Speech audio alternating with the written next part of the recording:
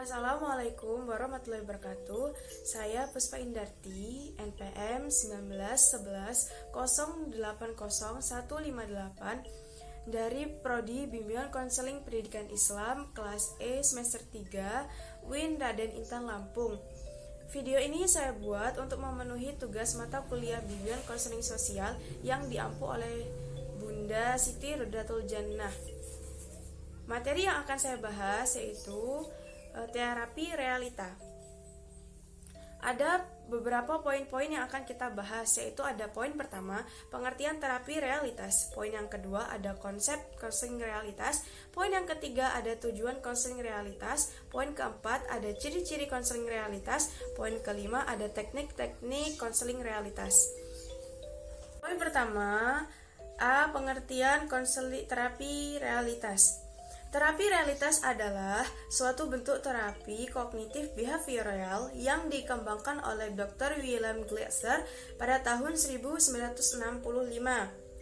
Terapi realita menyatakan bahwa pembelajaran manusia merupakan proses seumur hidup yang didasarkan pada pilihan. Selanjutnya, poin yang B, konsep konseling realita. Konsep utama pada konseling realita menurut pandangan Glasser yaitu sebagai berikut. Yang pertama, yaitu ada manusia adalah makhluk rasional. Yang kedua, ada manusia memiliki potensi dan dorongan untuk belajar dan tumbuh. Dan yang ketiga, ada manusia memiliki kebutuhan dasar. Yang keempat, ada manusia memerlukan hubungan dengan orang lain.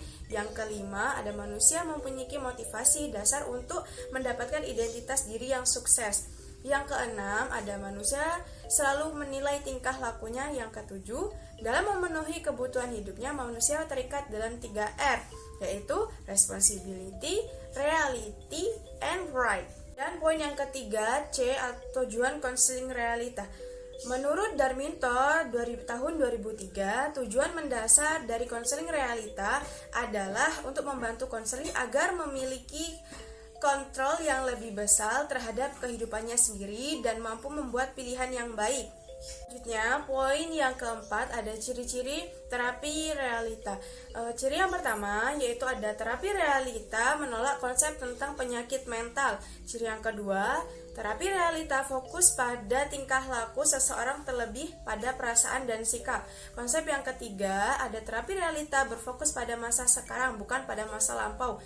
Yang keempat, ada teori realitas berasumsi bahwa masa lampau sekarang adalah tetap dan tidak bisa dirubah. Konsep yang kelima yaitu terapi realitas menekankan pada pertimbangan nilai. Yang keenam ada terapi realitas menekankan pada aspek-aspek kesadaran.